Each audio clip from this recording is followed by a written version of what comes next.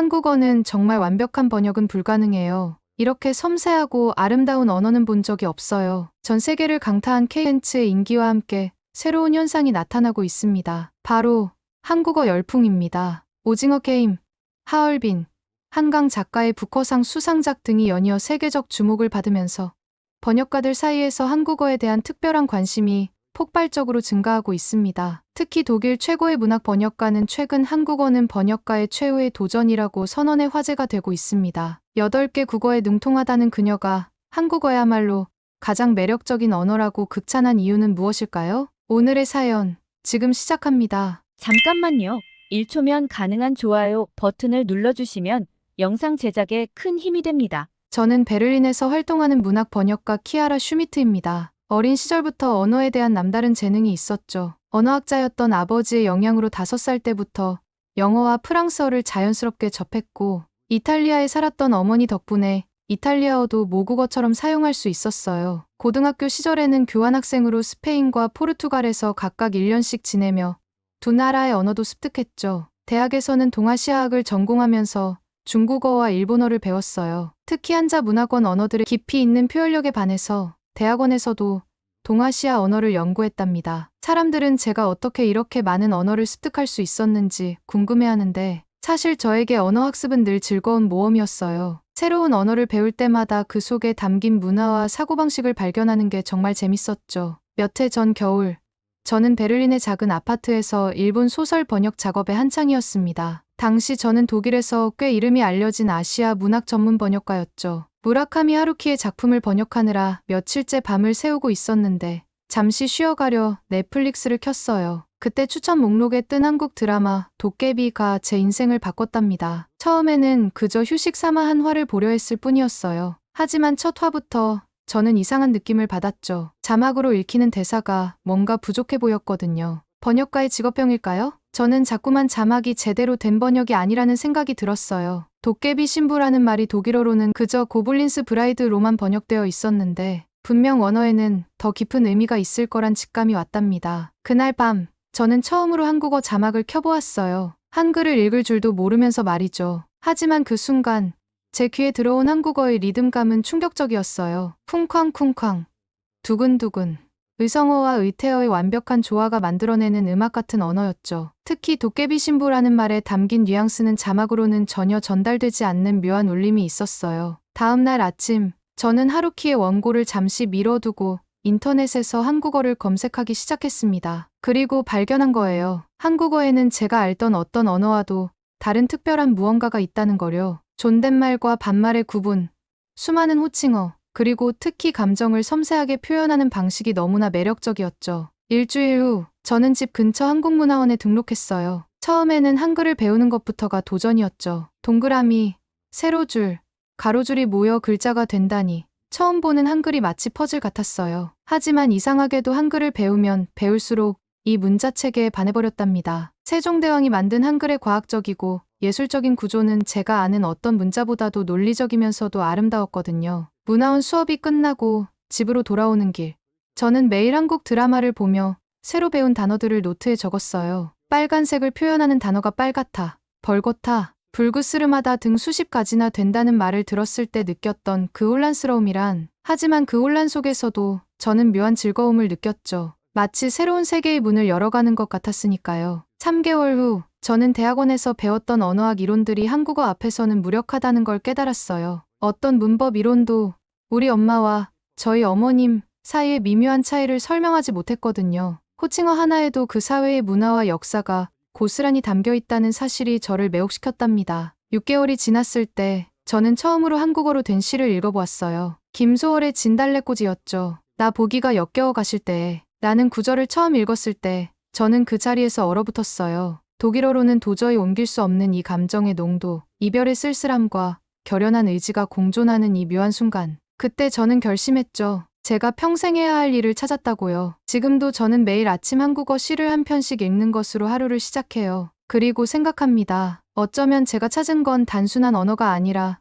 새로운 세계를 보는 방식이었던 것 같다고요. 한국어는 제게 그런 의미였답니다. 제가 본격적으로 한국 문학을 번역하기 시작하면서 마주하게 된 진짜 도전은 상상을 초월했답니다. 아, 특히 제가 처음 맡았던 그 작품 번역은 정말 지금 생각해도 가슴이 뛰네요. 2020년 봄, 저는 제 인생에서 가장 큰 도전을 받아들였어요. 한 중견 출판사에서 신예 작가의 단편집을 번역해달라는 제안을 받은 거죠. 제가 한국어를 배운 지 겨우 1년밖에 되지 않았을 때였는데 출판사 측에서는 제가 다른 아시아 문학들을 성공적으로 번역한 경력을 높이 샀다더군요. 처음에는 자신만만했어요. 8개 국어를 다루는 번역가인데 뭐 얼마나 어려울까 싶었죠. 하지만 원고를 받아든 순간 저는 제가 얼마나 오만했는지 깨달았답니다. 서울의 봄날은 언제나 찰나였다.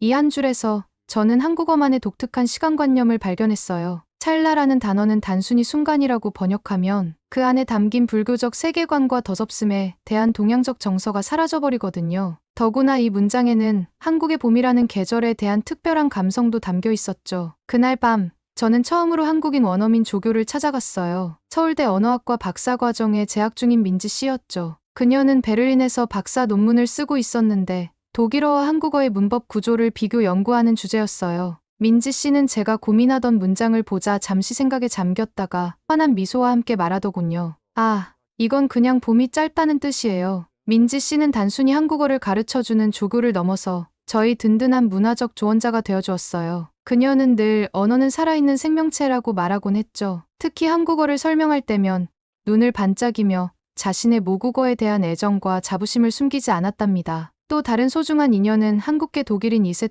토마스였어요. 그는 베를린의 작은 한식당을 운영하면서 음식을 통해 한국 문화를 알리는 일에 열정적이었죠. 토마스는 자신도 한국어와 씨름하며 정체성을 고민했던 경험을 진솔하게 들려주었는데 제가 한국어를 더 깊이 이해하는 데 큰 도움이 되었답니다. 그들과 만나며 저는 제가 너무 깊게만 생각했다는 걸 깨달았습니다. 하지만 동시에 같은 문장이 이렇게 다른 해석의 층위를 가질 수 있다는 사실이 신기했어요. 정말 큰 시련은 그 다음이었답니다. 주인공이 회사에 출근하는 장면이 나왔는데 대화 하나하나가 저에겐 수수께끼였어요. 김 대리님, 이사장님께서 찾으십니다. 이런 직함들을 어떻게 번역해야 할지가 첫 번째 난관이었죠. 독일에서는 직위로 사람을 부르는 경우가 거의 없거든요. 더구나 님이라는 호칭은 또 어떻게 처리해야 할지 조교는 친절하게 설명해 주었어요. 회사 문화에서 호칭은 단순한 부르는 말이 아니라 관계의 위계와 친밀도를 동시에 나타내는 거라고요. 이사장님을 그냥 다이렉터로 번역 그 안에 담긴 존경과 거리감이 모두 사라진다는 거였죠. 그래서 저는 과감한 선택을 했어요. 독일어 번역본에 작은 각주를 달기로 한 거죠. 한국의 회사 문화와 호칭 체계에 대한 간단한 설명을 넣었답니다. 출판사에서는 처음에 난색을 표했지만 이게 오히려 독자들의 호기심을 자극할 수 있다고 설득했어요. 가장 힘들었던 건 감정을 표현하는 부분이었어요. 주인공이 오랜만에 만난 선배와 식사를 하는 장면에서 아, 시원하다 라고 말하는 부분이 있었거든요. 맵고 뜨거운 국수를 먹으면서 하는 말이었죠. 처음에는 이게 무슨 말도 안 되는 표현인가 싶었어요. 뜨거운 걸 먹으면서 어떻게 시원하다고 할 수 있지? 하지만 그때 한국에서 유학 중이던 제 동생이 보내준 카톡이 떠올랐어. 얼큰한 라면을 먹고 난 뒤에 보낸 국물이 완전 시원해 라는 메시지요. 그제서야 이해가 되더군요. 시원하다는 건 단순히 물리적인 온도만을 뜻하는 게 아니라 일종의 카타르시스, 속이 뻥 뚫리는 듯한 해방감을 의미하는 거였어요. 결국 저는 이 장면을 이렇게 번역했답니다. 이거 정말 속이 뻥 뚫리는군. 완벽한 번역은 아니었지만 적어도 그 순간의 감정은 전달할 수 있었죠. 한 달 반 동안 저는 거의 매일 밤을 원고와 씨름했어요. 때로는 한 문장을 번역하는데 하루가 걸리기도 했죠. 수고하셨습니다. 들어가 보겠습니다. 같은 일상적인 인사말조차 독일어로 옮기면 어색해지는 게 너무 힘들었어요. 하지만 그 과정에서 저는 점점 더 한국어의 매력에 빠져들었답니다. 한국어는 마치 정교한 시계처럼 수많은 톱니바퀴들이 맞물려 돌아가는 언어였어요. 존댓말과 반말, 호칭어, 의성어와 의태어, 그리고 수많은 문화적 맥락들. 이 모든 것들이 완벽한 조화를 이루며 작동하고 있었거든요. 그리고 마침내 번역 원고를 출판사에 제출하던 날, 저는 깨달았어요. 제가 번역한 건 단순한 이야기가 아니라 하나의 세계관이었다는 거요. 한국어는 그저 의사소통의 도구가 아니라 세상을 바라보는 특별한 방식이었던 거죠. 그리고 이런 깨달음은 제 다음 작품 선택에도 영향을 미쳤답니다. 첫 번역 작품이 생각보다 좋은 반응을 얻으면서 저는 더 큰 의뢰를 받게 되었어요. 한국의 유명한 음식 에세이를 번역해달라는 제안이 들어온 거죠. 처음에는 쉽게 생각했어요. 음식이라는 건 모든 문화의 공통분모니까요. 하지만 이게 제 인생에서 가장 큰 오산 중 하나였답니다. 한국의 맛 표현은 마치 색채 팔레트처럼 다채로웠어요. 얼큰하다는 단순한 맵기가 아닌 목 넘김의 감각까지, 칼칼하다는 깔끔한 매운맛, 구수하다는 토속적인 풍미까지 담고 있었죠. 이런 섬세한 맛의 스펙트럼을 독일어로 옮기는 건 마치 고화질 사진을 흑백으로 변환하는 것 같았어요. 매운맛인데 목이 살짝 따갑고 그러면서도 속이 편안해지는 이 묘한 감각을 어떻게 독일어로 표현할 수 있을까요? 한국인 친구들에게 물어보기 시작했어요. 얼큰하다와 매콤하다, 칼칼하다의 차이를 설명해달라고요. 그들의 설명을 들으면서 저는 점점 더 혼란스러워졌죠. 떡볶이는 매콤하고, 김치찌개는 얼큰하고, 육개장은 칼칼하다. 비슷한 것 같으면서도 미묘하게 다른 이 맛들을 구분하는 한국인들의 섬세한 미각이 놀라웠어요. 그러던 어느 날, 저는 우연히 한 식당에서 깨달음을 얻었답니다. 해장국을 시키고 첫 숟가락을 떴을 때였어요. 뜨거운 국물이 목을 타고 넘어가는 순간, 저도 모르게 아, 시원하다 라고 말하고 있었거든요. 그제야 이해가 됐어요. 얼큰하다는 건 단순한 맛의 표현이 아니라 하나의 경험이자 감정이었던 거예요. 책에는 음식을 묘사하는 더 많은 표현들이 나왔어요. 고소하다, 구수하다, 담백하다. 이런 말들은 독일어로 옮길 때마다 그 미묘한 뉘앙스가 사라져버렸죠. 고소하다를 너디로 번역하면 너무 단순해지고 구수하다를 savory로 옮기면 그 토속적인 느낌이 완전히 없어져 버렸거든요. 특히 어려웠던 건 쌉싸름하다였어요. 쓴바귀 무침을 설명하는 부분에서 나온 이 표현은 단순히 삐르로는 절대 표현할 수 없는 묘한 맛이었죠. 쓴맛인데 불쾌하지 않고 오히려 그 쓴맛이 입안에서 은은하게 퍼지면서 식욕을 돋우는 이런 복잡한 감각을 어떻게 번역해야 할지 정말 고민이었답니다. 결국 저는 과감한 선택을 했어요. 일부 한국어 표현들은 그대로 독일어 텍스트에 살려두기로 한 거죠. 얼큰, 고소한, 구수한 같은 단어들을 음차해서 쓰고 그 의미를 자세히 설명하는 각주를 달았어요. 마치 프랑스 요리에서 소테나 플랑베를 그대로 쓰는 것처럼요. 이 결정은 의외로 독자들에게 좋은 반응을 얻었어요. 오히려 한국어 고유의 맛 표현을 그대로 접할 수 있어서 더 흥미롭다는 평가를 받았죠. 한 독자는 이 책을 읽으면서 내 혀가 한국어를 배우는 것 같다고 말해주더군요. 번역 작업을 마무리하면서 저는 한국어가 얼마나 감각적인 언어인지 다시 한번 깨달았어요. 맛을 표현하는 어휘가 이토록 풍부하다는 것은 그만큼 음식을 대하는 문화가 섬세하고 깊다는 걸 의미하니까요. 그리고 이 경험은 제게 또 다른 영감을 주었답니다. 음식뿐만 아니라 감정을 표현하는 한국어의 어휘도 이렇게 풍부하지 않을까? 이런 호기심은 제가 다음으로 선택한 번역 프로젝트의 동기가 되었어요. 바로 한국의 현대 시를 번역하기로 한 거죠. 현대 시 번역 프로젝트를 시작하면서 저는 제가 얼마나 순진했는지 깨달았어요. 음식 표현도 이렇게 어려웠는데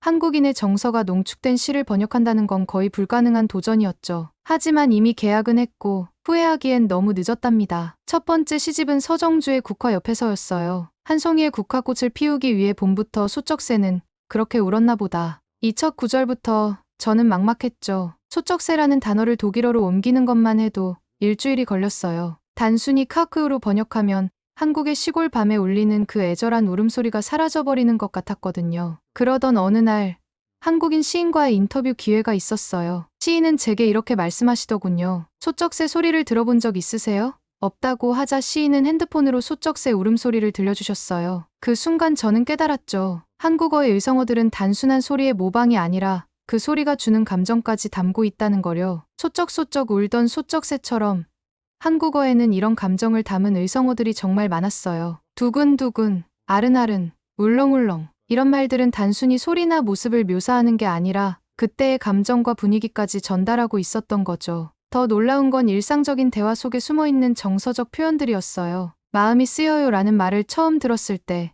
저는 그 표현의 시적인 아름다움에 감동했답니다. 누군가를 걱정하는 마음을 이렇게 섬세하게 표현하다니. 독일어로는 그저 걱정됩니다 라고밖에 말할 수 없는데 말이에요. 호칭어도 마찬가지였어요. 언니, 오빠 같은 말들은 단순한 호칭이 아니라 관계의 친밀도와 정서를 담고 있었죠. 특히 시에 자주 등장하는 우리라는 표현은 번역하기 가장 어려웠어요. 한국어의 우리는 단순히 복수형 대명사가 아니라 정서적 유대감을 나타내는 말이었거든요. 우리 엄마, 우리 동네처럼 소유와 공동체 의식이 섞인 독특한 용법은 독일어로는 표현할 수 없었죠. 한 달쯤 지났을 때 저는 완전히 지쳐 있었어요. 매일 밤 쉬고 하나하나와 씨름하면서 때로는 불가능한 일을 하고 있는 게 아닐까 하는 의심이 들었죠. 그래서 저는 조금 다른 접근을 시도해보기로 했어요. 먼저 시를 읽고 그 감정을 충분히 느낀 다음 그 감정을 독일어로 다시 쓰기로 한 거예요. 완벽한 번역은 아닐지 몰라도 적어도 시가 주는 감동만큼은 전달할 수 있지 않을까 하는 생각에서였죠. 그러다 우연히 발견한 게 있었어요. 한국어에는 감정을 표현하는 말들이 마치 물감처럼 다양한 색조를 가지고 있다는 거였죠. 시원하다는 말 하나로도 상쾌함, 후련함, 시원섭섭함 등 다양한 감정을 표현할 수 있었고, 아련하다는 말은 그리움과 아쉬움, 그리고 미묘한 설렘까지 담고 있었어요. 이런 발견은 제 번역에 새로운 영감을 주었답니다. 단어 대 단어의 번역이 아니라 그 감정의 스펙트럼을 독일어로 재현하는 방식을 택한 거예요. 때로는 한 줄의 시구를 번역하기 위해 여러 문장을 써야 했지만 그게 오히려 더 나은 선택이었던 것 같아요. 마지막 교정을 보면서 저는 문득 깨달았어요. 제가 번역하고 있는 건 단순한 언어가 아니라 한국인의 마음이었다는 거요. 그리고 이 깨달음은 제 다음 도전으로 이어졌답니다. 2023년 초여름, 저는 제 인생에서 가장 큰 도전장을 받았어요. 한강 작가의 작품을 독일어로 번역해달라는 제안이었죠. 부커상 수상 작가의 작품을 번역한다는 건 엄청난 영광이자 부담이었답니다. 한강 작가의 문체는 현실과 환상을 넘나드는 독특한 특성을 가졌어요. 특히 의식의 흐름을 표현하는 긴 문장들은 독일어의 문장 구조로는 담아내기 힘든 독특한 리듬감을 가지고 있었죠. 더구나 세대 간의 미묘한 갈등을 담은 대화에서는 존댓말과 반말의 전환이 주는 긴장감을 살려내야 했어요. 원고를 받아들고 처음 든 생각은 이건 불가능하다였어요. 한국의 현대 사회를 배경으로 한 이 소설에는 제가 이전에 마주했던 모든 번역의 어려움이 총집합되어 있었거든요. 회사 문화부터 가족 관계, 세대 간의 갈등까지 모든 것이 문화적 맥락 속에 깊이 묻혀 있었죠. 특히 어려웠던 건 한국의 독특한 조직 문화를 설명하는 부분이었어요. 가불관계라는 말이 나올 때마다 저는 한숨을 쉬었죠. 이건 단순한 상하관계가 아니라 한국 사회의 복잡한 권력 구조를 담고 있는 표현이었거든요. 결국 저는 각주로 자세히 설명을 달아야 했답니다. 회식 문화를 다루는 장면들도 번역하기 까다로웠어요. 부장님, 여기 한 잔 받으시죠. 이런 대화를 독일어로 옮기면 너무나 어색해졌거든요. 독일에서는 상사와 직원이 이렇게 술을 주고받는 문화 자체가 없으니까요. 하지만 이런 장면들을 빼버리면 한국 직장인들의 일상이 가진 특별한 결을 놓치게 될 것 같았어요. 한 달쯤 지났을 때 저는 작가님께 직접 메일을 보냈어요. 제 고민을 털어놓고 조언을 구한 거죠. 작가님의 답장은 의외로 단순했어요. 문화적 차이를 너무 의식하지 마세요. 결국 우리가 전하고자 하는 건 인간의 보편적인 감정이니까요. 이 말은 제게 큰 깨달음을 주었어요. 맞아요. 직장 상사와의 복잡한 관계, 가족 간의 미묘한 긴장, 세대 차이에서 오는 오해, 이런 것들은 어느 문화에나 있는 거였죠. 다만 한국어는 이런 관계의 결을 더 섬세하게 표현할 수 있는 언어적 도구를 가지고 있었던 거예요. 그래서 저는 전략을 바꾸었어요. 한국어의 독특한 표현들을 단순히 번역하는 대신 그 표현이 담고 있는 관계의 결을 독일어로 재현하려 노력했죠. 이사장님이라는 호칭을 단순히 따로 번역하는 대신 그 호칭이 담고 있는 존경과 거리감을 문장 전체의 톤으로 표현하려 했어요. 가족 관계를 나타내는 호칭들도 마찬가지였어요. 올케, 형님, 동서 같은 말들은 단순한 호칭 이상의 의미를 담고 있었죠. 저는 이런 호칭들을 그대로 음차해서 쓰고 그 관계가 가진 특별한 의미를 이야기 속에서 자연스럽게 풀어내려 했답니다. 번역을 마무리하면서 저는 문득 이런 생각이 들었어요. 어쩌면 번역가는 언어로 다리를 짓는 사람이 아닐까 하고요. 서로 다른 문화 사이에 놓인 계곡을 건너는 다리 말이에요. 완벽한 번역은 없을지 몰라도 그 다리를 건너는 독자들이 새로운 세계를 발견하는 기쁨을 느낄 수 있다면 그것만으로도 충분하지 않을까요? 그러던 어느 날 제 번역본을 읽은 넷플릭스의 현지화 담당자로부터 연락이 왔어요. 한강 작가의 작품을 번역하면서 보여준 섬세한 문화적 해석력과 창의적인 번역 방식이 인상적이었다며 한국 드라마와 영화의 자막 번역을 제안하더군요. 처음에는 망설였어요. 문학 번역과 자막 번역은 전혀 다른 영역이니까요. 하지만 이것도 운명이었을까요? 한국 대중문화의 폭발적인 성장을 직접 목격하면서 저는 이 새로운 도전을 받아들이기로 했답니다. 문학 번역을 하면서 쌓은 경험이 자신감이 되었을까요? 저는 용기를 내어 넷플릭스 측이 제안한 첫 번째 프로젝트를 시작했어요. 마침 한국 드라마와 영화의 독일어 자막 번역가가 부족한 상황이었죠. 하지만 이번에도 역시 현실은 제 예상을 가볍게 뛰어넘었답니다. 첫 번째로 맡은 작품은 한 로맨틱 코미디였어요. 겉보기에는 단순한 연애 이야기 같았지만 대사 하나하나가 문화적 함의로 가득했죠. 친구의 전 애인은 터치할 수 없는 거야. 라는 대사가 나왔을 때 저는 한참을 고민해야 했어요. 단순히 영어로는 그 뉘앙스가 제대로 전달되지 않을 것 같았거든요. 이런 고민을 하면서 문득 떠올린 게 있었어요. 예전에 본 데드풀 한국어 자막에서 엔딩 크레딧을 재치 있게 번역한 걸 보고 감탄했던 기억이요. 영화의 톤을 살리면서도 한국 정서에 맞게 위트 있게 번역한 것처럼 저도 그런 창의적인 접근이 필요하다는 걸 깨달았죠. 그래서 저는 과감한 선택을 했어요. 친구의 전 애인은 절대 금기야. 우리나라에선 그게 의리라는 거지. 라고 번역한 거죠. 원문에는 없는 일이라는 개념을 추가했지만 오히려 그 상황의 맥락을 더 잘 전달할 수 있었답니다. 특히 재미있었던 건 오징어 게임의 일부 에피소드를 번역하게 된 거였어요. 한 장면에서 어린 시절 친구를 만난 주인공이 갑자기 반말로 바뀌는 부분이 있었는데 이 미묘한 어투 변화를 어떻게 표현할지 정말 고민이었죠. 결국 저는 대사체를 완전히 바꾸어 더 친근하고 거친 표현들을 사용했어요. 자막 감수자는 처음에 난색을 표했지만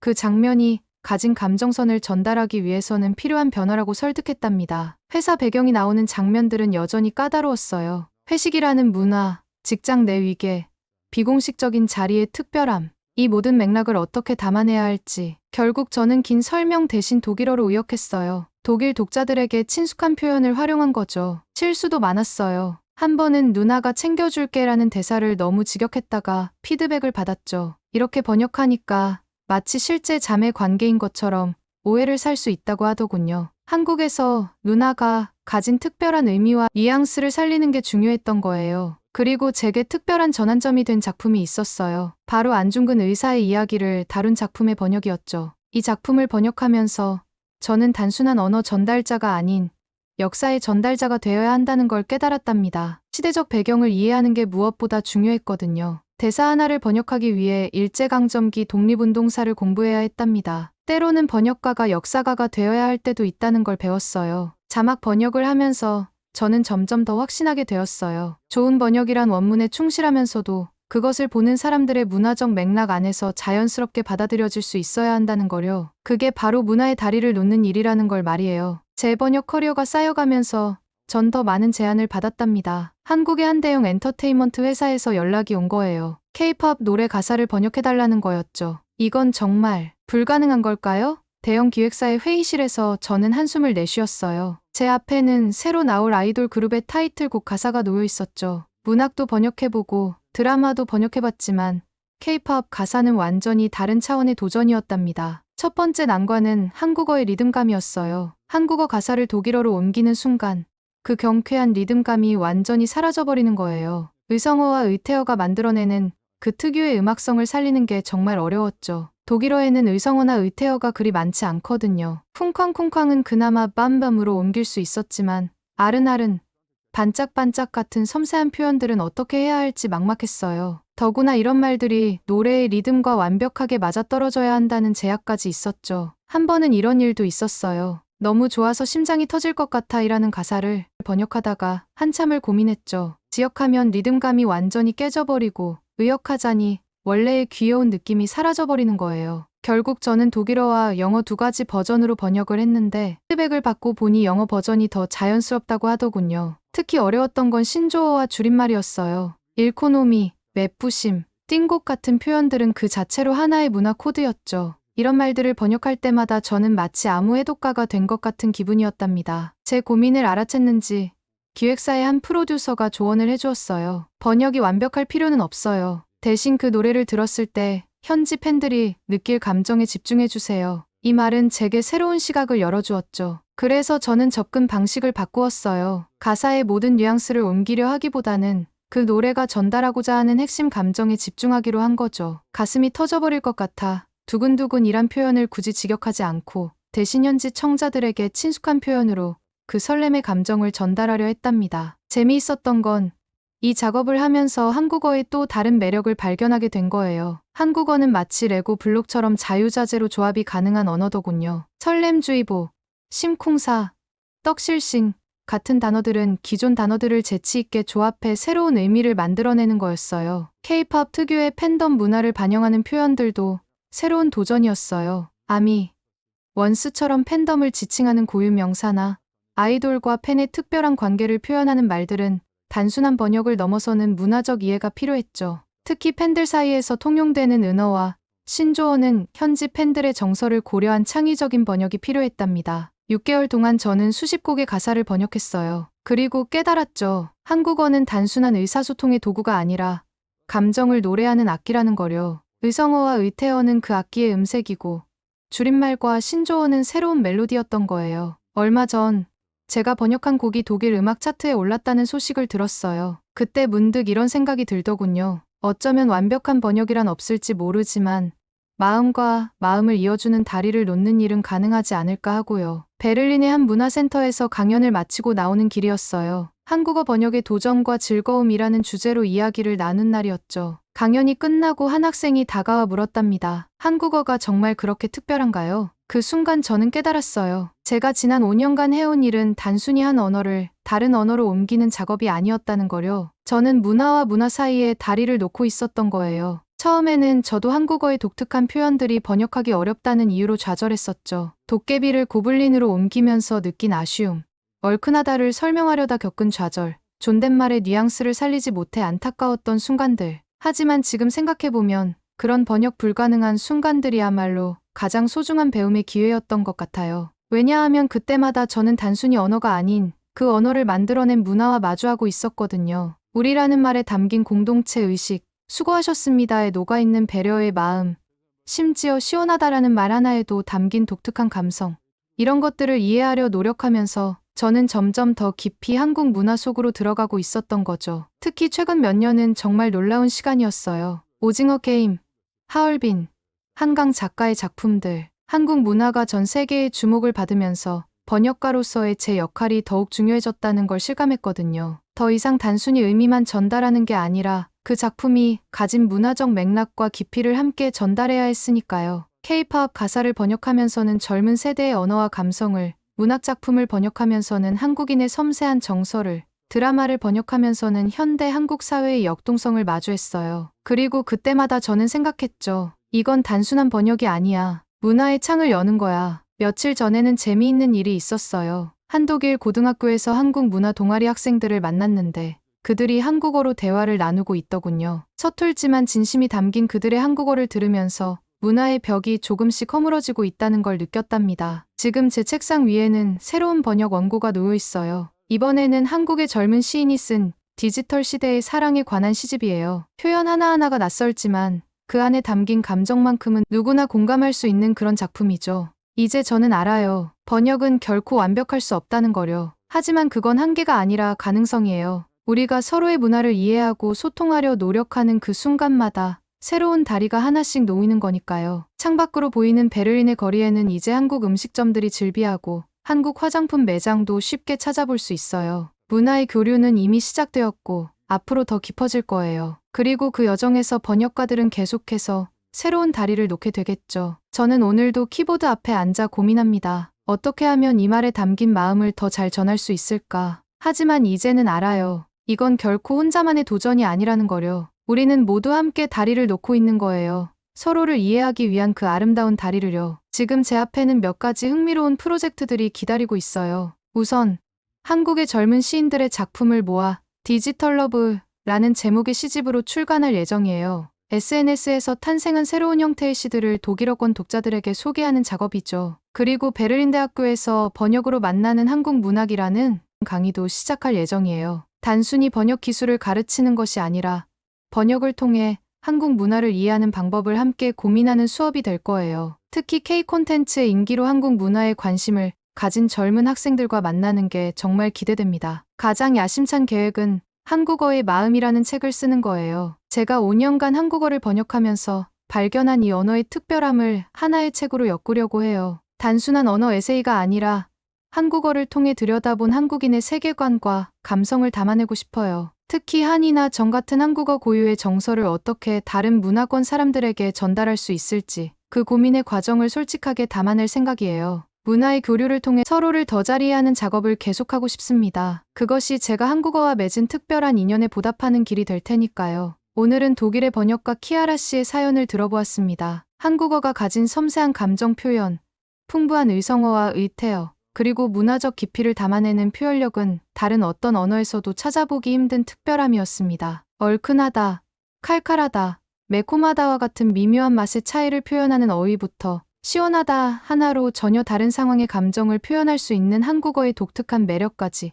우리는 한국어의 우수성을 다시 한번 확인할 수 있었습니다. 여러분은 한국어의 어떤 표현이 가장 매력적이라고 생각하시나요? 또 외국인들에게 꼭 알려주고 싶은 한국어의 아름다움은 무엇인가요? K 콘텐츠가 전 세계적으로 주목받는 지금, 우리의 언어가 가진 특별함에 대한 여러분의 생각을 댓글로 남겨주세요. 감동뭉클에서는 여러분의 소중한 마음을 모아 사연 주인공들에게 전해드리고 있습니다. 여러분 주변에 감동적이거나 재미있는 실제 사연들을 제보받고 있으니 언제든 저희 공식 메일로 제보해주세요. 오늘 들려드린 사연에 공감하셨다면 구독과 좋아요 눌러주시고 주변 분들과도 공유해주세요. 여러분의 작은 관심과 응원이 더욱 좋은 콘텐츠를 만드는 데 큰 힘이 됩니다. 오늘도 여러분의 하루의 작은 즐거움이라도 되었기를 바라며 지금까지 감동뭉클이었습니다. 끝까지 시청해주셔서 감사합니다.